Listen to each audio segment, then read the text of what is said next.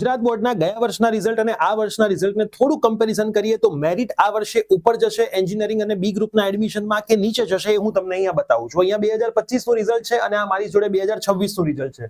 2025 માં 99 પીઆર ઉપર 386 વિદ્યાર્થી હતા અને બી ગ્રુપમાં 683 હતા, જે આ વર્ષે વધીને 543 ને 737 થયા. બી ગ્રુપમાં વધારો ઓછો છે પણ એ ગ્રુપમાં ઘણો બધો વધારો છે. એ જ રીતે હું તમને બતાવું, 98 પીઆર ઉપર 824 વિદ્યાર્થીઓ હતા, આ વખતે 98 પીઆર ઉપર 952 વિદ્યાર્થીઓ છે. સેમ ટુ સેમ હું 92 પીઆર ની વાત કરું તો 3047 વિદ્યાર્થીઓ હતા અને અહીંયા 92 ઉપર 3700 ની આજુબાજુ વિદ્યાર્થીઓ છે.